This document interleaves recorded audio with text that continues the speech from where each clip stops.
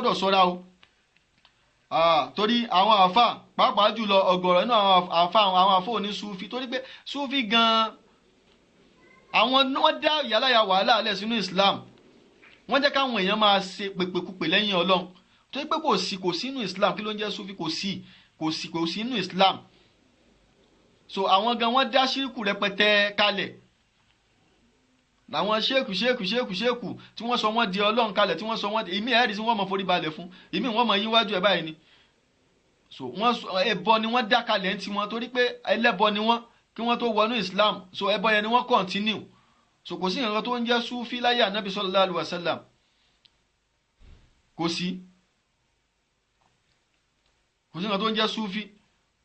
Ànábì yẹn ṣe Sufi àwọn sọ̀hábà wọn ò ṣe Sufi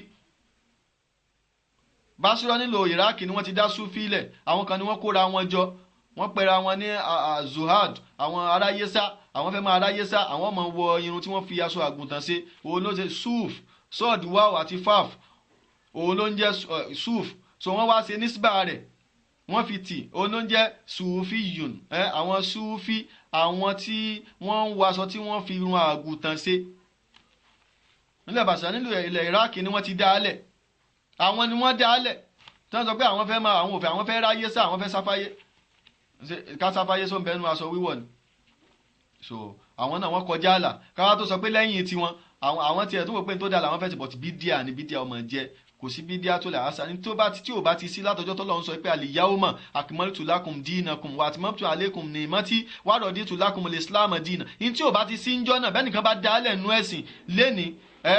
tààrà ẹ̀ ló ń ṣe ń jẹ́ pé wọ́n ṣe dá Sufi yẹ kì í ṣe Islam rárá Sufi yẹ ṣe Islam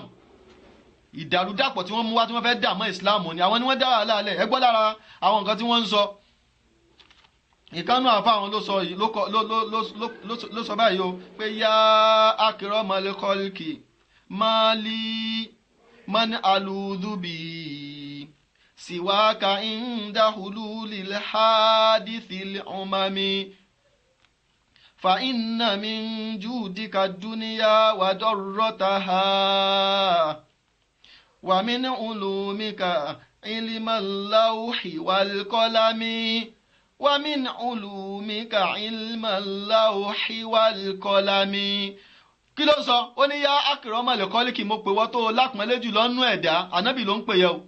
mo pè wọ́ tó lápọ́nlé jù lọ́nú ẹ̀dá ẹ lọ́wọ́ nú búrúdà ẹ bá ń bẹ̀ ó ní mo pè wọ́ tó lápọ́nlé jù lọ́nú ẹ̀dá mali man aludhubihi kí ló ṣe mí ta ní wàá kégbe gbàmígbàmí lọ bá tí ó yọ mí kú ònú wàhálà báyìí sì wáákà tó yàtọ̀ sí wà nábì subhanallah ẹ dákun ta ló ń yọ̀yàn kú ònú wàhálà ta ló lè yọ̀yàn kú ònú wàhálà anabi sallallahu alaihi wasallam ni ló lè yọ̀yàn kú ònú wàhálà kò sẹ́nìkan tó lè yọ̀yàn kú ònú wàhálà òun wá lánàbì ni ó yọ̀ kú ònú wàhálà inda hululil hadithil umam nígbà tí wàhálà tó kálé kákó tí ò jẹ́ èèyàn orójú ráyè mọ́ nígbà tó bá ṣẹlẹ̀ ta ní ìwọ ànábì ní képe kò sẹ́ni tí ń tún képe tó yàtọ̀ sí ìwọ ànábì ẹ dákun kalimatul kufr àwọn Sufi nù so àwọn ni wọ́n dá gbogbo rádaràdà ilẹ̀ ọ̀rọ̀ ni so èyí eléyìí làwọn àáfàá àti wá rí o náà wò pé wọ́n wà á máa kọrin kódà ẹ̀ tún máa náwó fún wọn lórí pé wọ́n ń ṣẹbọ. fa inna min judika dunya wa darrataha torí pé wọ́n sọ pé òun yin ànábì nìyẹn o ìtayọ àlà ó wá ní fa inna min judika torí pé ìwọ ànábì sallallahu alaihi wasallam dájúdájú nínú ọrẹ rẹ tó ń tààyàn òun nílé ayé àti gbogbo tó ń bẹ láyé ìwà ń bẹ ìwọ ló ní so ajẹ́pọ́lọ́ òun ní nǹkan kan mọ́ ànábì ló ní ọ̀rọ̀ ni wà mí ní ulumika ilmal lawhi wal qalami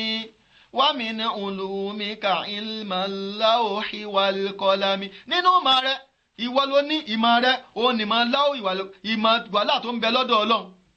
gègé àti wàhálà tó ń bẹ lọ́dọ̀ Ọlọ́run ìyẹn ni ìmọ̀ tọ́lọ́run kádàrà tó ń bẹ lọ́dọ̀ ìwọ ló ní gbogbo ẹ̀ ìmọ̀ tó ń bẹ nínú láwùl mahfuz lọ́dọ̀ Ọlọ́run ìwọ ànábì ló ní subhanallah ẹ ṣe agbọ́n nǹkan tí wọ́n sọ so eléyìí ànábì nù bọ́n ṣe ròyìn ẹ wá wò nínú wọn náà ẹ tún gbọ́n tí wọ́n tún sọ wọ́n sọ pé ya Sheikh Ibrahim gáwòsùn lílé wa rọ agisini bigoyesika walimuna taun filikaro la ilaha illallah la ilaha illallah la ilaha illallah la ilaha illallah. sẹ́ni tó bá gbọ́ la ilaha illallah kò ní sọ pé àwọn àfáà wà ní wọ́n yin lọ́hùn subhanallah. ṣíríkù ni wọ́n ti ń ṣe. ó ní ya ṣeiku Ibrahimu mo pè wọ́n ṣéèkì Ibrahim gáúsùn líliwárọ̀ ìwọ tó ń yọ gbogbo ayé lọ́fìn subhanallah. ta ni gáúsùn líliwárọ̀? ta lẹ́ni tó ń yọ gbogbo ayé lọ́fìn? ta lẹ́ni tó ń yọ̀yàn kó nu wàhálà? Allah ni. òun wá ní gáúsù ni. sẹ́yìn pé ó ti di múṣíríkù. yàtọ̀ sáwọn tí ò bá mọ̀ tí wọ́n kàn ń sọ. sẹ́yìn láwọn tí wọ́n bá mọ̀ túmẹ̀ tí wọ́n mọ̀ tí wọ́n ń sọ kò sí dáùtù kèfèrí múṣíríkù ẹlẹ́bọ ni wọ́n ti kú àwọn ẹsẹ̀ mùsùlùmí. àfàwọn tí wọ́n jọmọ lẹ́yìn táwọn ò mọ tí wọ́n ń sọ àwọn ò mọ nǹkan tí àwọn tí kàn rí pé wọ́n ń sọ la ilaha illallah ń bẹ àwọn náà ń bá wọn sọ. èyí tó bá mọ̀ sọ́ra. ó ní ya ṣéèkù Ibrahimu ìwọ ṣéèkì Ibrahimu gáúsùn líliwárọ̀ ìwọ tó ń yọ gbogbo ayé kú ònú wàhálà. wọ́n ní gáúsù ìsìgọ́sà òun ni ìpèpè téèyàn bá pè nígbà téèyàn wà nínú ìṣòro. péèyàn wá pe ọlọ́run èèyàn ṣe ìsìgọ́sà lọ́sọ́dọ̀ ọlọ́run ọba nìyẹn. so òun wá ń ṣe ìsìgọ́sà tiẹ̀ lọ́sọ́dọ̀ ṣéèkì Ibrahim. ṣe rí i pé ṣíríkù ńlá ni. ó wá ní àgìsí kò wá dúró ń bẹ̀ ó wá ní àgìsí ní bígọ́ ìsìkà. wá yọ mí lọ́fìn pẹ̀lú ìyọnilọ́fìn tiẹ̀ gangan ìwọ ṣéèkì Ibrahim. wá yọ mí kúrò nù wàhálà. ìyọni kúrò nù wàhálà tiẹ̀ gangan ni mò ń fẹ́ o. wàlímù náà táwọn fílíkà torí pa wàhálà tó ń bẹ lọ́rùn mi kò jẹ́ ń róorun sùn ìwọ ṣéèkì Ibrahim ló wàá yọ mí ẹwọ́n tí wọ́n ń pè. ó wá ní la ilaha illallah la ilaha illallah la ilaha illallah. ẹ dákun kí ni túmọ̀ la ilaha illallah tó ń sọ mọ́? ọ̀rọ̀ tó ti ba la ilaha illallah yẹ jẹ́ bí kíkẹ́ fẹ̀rẹ̀ ọmọ sọ la ilaha illallah ẹ dákun kí ni túmọ̀ ẹ tó sọ la ilaha illallah ó sọ imanan wahtisaban ìlànà bí sọ kéde pé kò kàn sọ la ilaha illallah ìyẹ́ wa tó ẹ̀dẹ̀ mọ́ àlìjánná ó tán ra ẹ jẹ. so ẹ wo ohun tó sọ ó ti ba gbogbo nǹkan jẹ́ wá ń ṣe la ilaha kí ni túmọ̀ la ilaha tó sọ la ilaha tó ti bàjẹ́ láti 20 years kó tó ṣe. ẹ wo bá ṣe káwọn èèyàn kú o. so ilé àwọn tí àyíró àwọn tí a báyìí òun làwọn àfáà ẹ̀ ń kà wọn ò nímọ̀ kankan nípa tawhid. so àwọn kèfèrí tí wọ́n tàn tí wọ́n sọ pé àwọn di mùsùlùmí tó jẹ́ pé ẹbọ yẹn náà ni wọ́n ń ṣe wọ́n kàn parọ́ pé àwọn di mùsùlùmí ni òun ni àwọn ni súfí àwọn ló ń súfí. kò ànábì ò ṣe súfí àwọn sọ̀hábà ò ṣe súfí ní tí ò bá ṣe ti gẹ́sìn látàyé ànábì sallallahu alaihi wasallam tọ́lọ́run fi sọ pé ẹ̀sìn ti pé bẹ́ẹ̀ nìkan bá dálẹ̀ irọ́ ló dálẹ̀ kì í ṣẹ̀sìn ànábì sallallahu alaihi wasallam. ìyá ni Imam Málíkì ló fi ń sọ fún wa pé malam yakun yawma idhin dinan fala yakunu liyawma dinan. ó ní tí ò bá jẹ́sìn lọ́jọ́ yẹn tọ́lọ́run bá ti sọ pé mo ti complete ẹ̀sìn yín fún mo ti yọ́nú sí Islam kò lè dẹ̀sìn lónìí kò lè jẹ́sìn mọ́ títí tálùkì àmọ́ Ọlọ́run fi dé. so tó bá rí bẹ́ẹ̀ so ẹ jẹ́ ká ṣọ́ra gbogbo eléyìí kúlù hádá ṣírìkún akibar gbogbo eléyìí ẹbọ ńlá ni yukhraju anil millah tó yọ gbogbo ẹni tó bá ti ṣe tó yọ kúrò nú ẹ̀sìn. so wọ́n gbọ́dọ̀ mọ tó pè mọ tó sọ nígbà tó fẹ́ bẹ lọ wọ́n fún ẹ ládùúà béèrè sádùúà tánàbí sọ́làm tó ní ká ṣe ni bí wọ́n bá jẹ́ tánàbí ní ká ṣe ẹ sọ́nù ìwọ náà bẹ lọ́n fúnra ẹ Ọlọ́run gbàdúrà mi Ọlọ́run kọ́lé fún mi ra mọ́tò fún mi jẹ́ kálukì àmọ́ mi ó dáa Ọlọ́run jẹ́ wàlìjánà Ọlọ́run jẹ́ kó dáa fún gbogbo àwọn mùsùlùmí bàbá mi àti ìyá mi bá ń kẹ́ wọn bá ń ṣàánú wọn rọ́bì gìfìrì láwùmọ̀ wàrí àmúhùmá kámọ̀ rọ̀bà yá ni sọ̀gírọ̀. ṣàdúrà fáwọn òbí ẹ ṣàdúrà fún gbogbo mùsùlùmí ṣàdúrà fún ara rẹ ó parí kí ni wàhálà. Ọlọ́run ní ùdí òun lọ àwídìí rahman ẹ pè mí ní Allah pè mí ní yá Allah Ọlọ́run yá Allah ṣàánú mi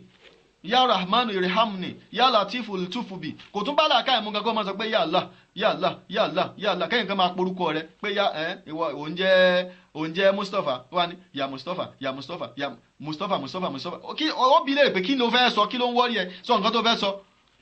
wọ́n sọ pé ya latifu lutufubi ìwọ Ọlọ́run ọba láàánú ṣàánú mi ya Razzaqu rizukuni ìwọ Ọlọ́run ọba alárísìkí pèsè àrísìkí fún mi. so àwọn ọdún Allah ti tó kó pọ́lọ́ àràmọ́nù ti tó kí ló ń wá káàkiri tó fi ń pèpè kúpè so tó fi wá di ẹni tí Islam rí ó bàjẹ́ so ẹjẹ́ àkíyèsí bẹ̀yẹ ká sọ́ra. lọ́rẹ́ Ọlọ́run ọba Allah ń sọ wípé nínú ọlọ́run bá ń sọ fún wa ní Al-Qur'an al-Karim ó ní wa man yad'u ma'a Allahi ilahan akhar ẹni tó bá pe ọlọ́run ọba míì tó pè pẹ̀lú Allah tó pe ọlọ́run ọba míì pẹ̀lú Allah tó sì nǹkan míì pẹ̀lú Allah la burhana lahu bihi kò lẹ́rìí kankan tó fẹ́ mú wá fún un tó ṣe yẹ fa innama hisabuhu inda rabbi ẹ̀san rẹ̀ ìṣirọ́sẹ́ rẹ̀ ń bẹ lọ́dọ̀ ọlọ́run ọba àtọ́nà ọba ti bá filẹ̀ innahu la yuflihul kafirun gbogbo àwọn kèfèrí tí wọ́n ń pe nǹkan míì tí wọ́n da nǹkan míì pọ̀ mọ́lọ̀ gbogbo wọn ò ní sórí ire o. ẹ lọ wọnú Suratul Mu'minun ní àyà tó ó kù ẹyọ kan kó parí ẹ rí àyà tí mo kà ẹ rí ń bẹ so tó bá rí bẹ́ẹ̀ nínú àwọn ìran ìbádà tá a gbọ́dọ̀ fún ẹlòmíì lẹ́yìn Ọlọ́run ó ní àdúrà wà. ẹlẹ́ẹ̀kejì òun náà ní alikọ́f ìbẹ̀rù mí ní àníwá ilẹ̀ ìbádà nínú àwọn ìran ìbádà ni wàhùwà ìbádà tó lè kọ̀lìbíyà ìbádà ọkàn ni so òun pín sí méjì kọ́fù lẹ̀ ìbádà wà kọ́fù tọ̀bí yín kọ́fù lẹ̀ ìbádà ni ìbẹ̀rù téèyàn ń bẹ̀rù fọlọ́n tó ń bẹ̀rù Ọlọ́run ọba nìkan ṣoṣo níbi ìjọsìn àti kọ́fù tọ̀bí ìkejì òun ni ìbẹ̀rù àdámọ́ méjèèjì yàtọ̀ síra wọn ọ̀yìn tá a wá ń sọ níbẹ̀ òun ni àlẹ́kọ́fùlẹ̀ ìbádà òun là ń sọ ìbẹ̀rù ti ìjọsìn a gbọ́dọ̀ ṣe fẹ́ni kankan tó ju Allah lọ so ìyẹn ni torí Ọlọ́run ọba Allah fi sọ pé innama dhalikum shaytan ọ̀rọ̀ rí bẹ́ẹ̀ ó rí bẹ́ẹ̀ torí pé ṣàìtọ́n yòókọ́ wífọ àwòlíyàwó ó máa ń dẹ́rù bà àwọn ẹni tí ẹ̀ ní àwọn ọ̀rẹ́ rẹ̀ ló máa ń dẹ́rù bà fàlátàkọ̀ fúhùm ẹ má bẹ̀rù rẹ̀ ẹ má bẹ̀rù ṣàìtọ́nì ẹ má bẹ̀rù àwọn èèyàn ṣàìtọ́nì fàlátàkọ̀ fúhùm sọ́mọ̀ pé iná mádàlíkùm ṣàìtọ́n lọ́lọ́run bá sọ ọlọ́run wá ní yòókọ́ wífọ àwòlíyàwó àwọn èèyàn tí ẹ̀ ló máa ń dẹ́rù bà fàlátàkọ̀ fúhùm ẹ má bẹ̀rù wọn ìyẹn ni pé àti ṣàìtọ́nì àti gbogbo àwọn èèyàn rẹ̀ ẹ má bẹ̀rù wọn mùsùlùmí ò gbọ́dọ̀ bẹ̀rù ta ni Al-Qur'an ń bẹ lọ́wọ́ rẹ̀ ọwọ́ à ń bẹ̀rù kí ló ń bẹ̀rù fún fàlátàkọ̀ fún wa kọ́ fún ni Ọlọ́run ni ẹ má bẹ̀rù wọn o èmi Ọlọ́run ọba nìkan ṣoṣo ní kẹ́ ẹ bẹ̀rù in kuntum mu'minin bẹ́ẹ̀ bá jẹ́ mu'min tẹ́ ẹjọ́ olùgbàgbọ́ òdodo kí là ń gbọ́ táwọn èèyàn sọ lẹ́nu wa ni Ọlọ́run ní ẹ bẹ̀rù ayé lẹ́ẹ̀mẹ́wàá kẹ́ ẹ bẹ̀rù òun lẹ́ẹ̀kan opposite tó ń bẹ́nu Kùránì kò sí àwọn tó gbé sí wọn lẹ́nu tó ju àwọn àfáàyè náà lọ torí àwọn náà sọ pé àwọn ayé ni ló ń ṣe wọn àwọn ayé ló bà tí wọn jẹ́ wọn sọ fáwọn èèyàn pé àdánwò ń bẹ lọ́dọ̀ Ọlọ́run tọ́lọ́run fi ń dún kálukú wò tọ́lọ́run ti sọ yìí pé òun ọmọ dán wa wò subhanallah la yabluwannakum bi shay'in minal khawfi wal-ju'in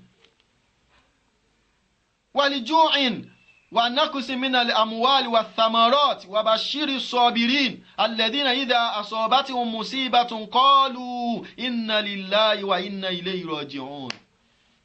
tọ́lọ́run bá ti sọ tọ́lọ́run ní وَلَنَبْلُوَنَّكُمْ بِشَيْءٍ مِنَ الْخَوْفِ tàwọ́kìdì ni kìí ṣe ẹyọkan láàmù yẹ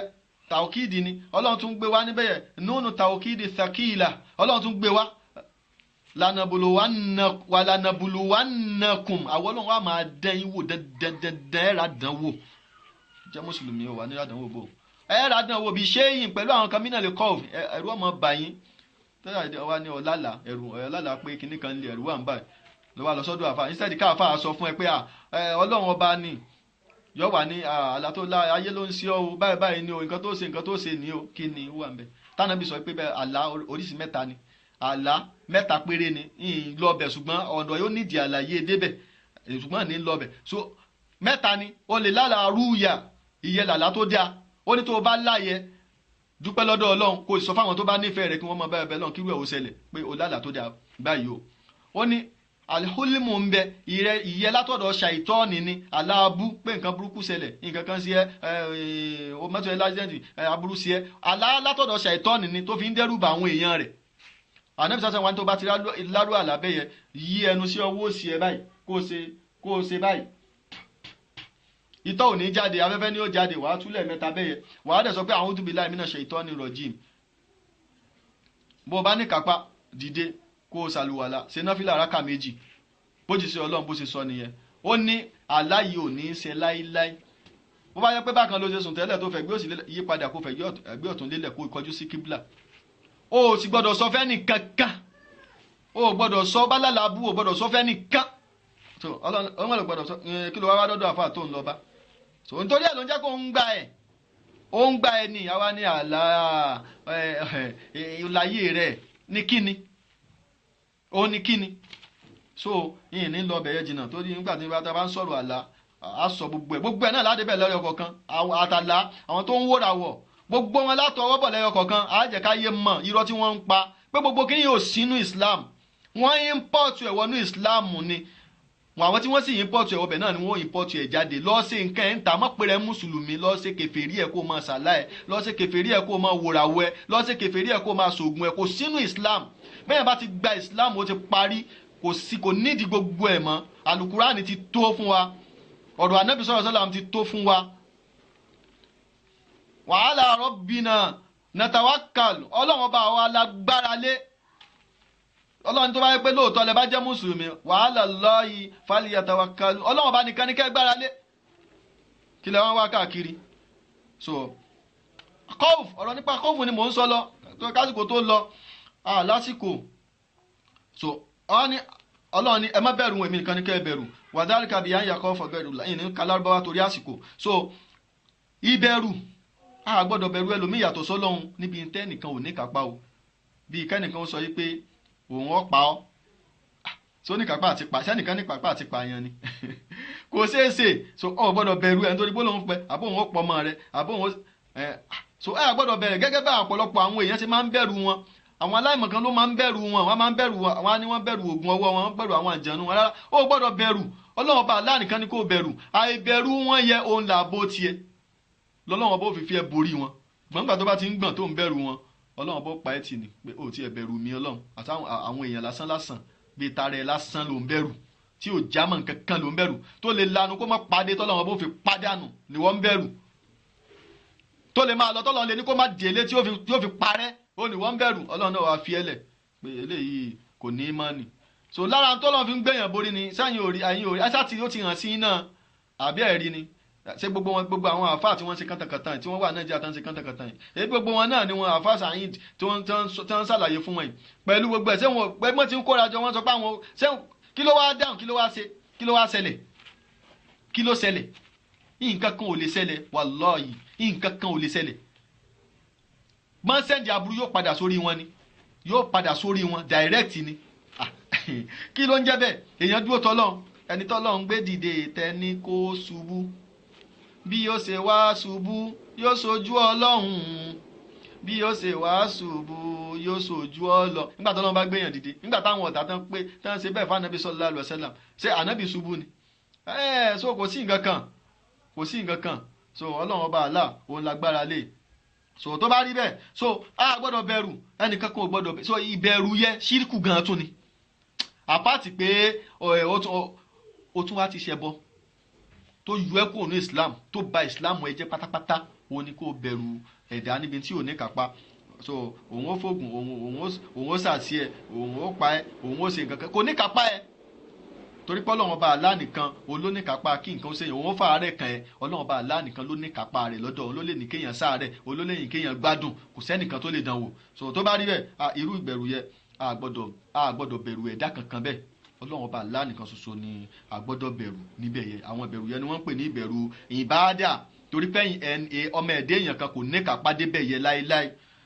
Náà lẹ́yìn wá gbà náà, sẹ́ẹ̀rí kọ́ọ̀fù tọ̀bí ń tiẹ̀ ọ̀rọ̀ òní pọ̀ lórí ìyẹn ni kó o rédíò lójijì kó máa sáré bọ̀. So ìwọ náà sáré lọ mú nǹkan tó fi pa ni. So ó wá rí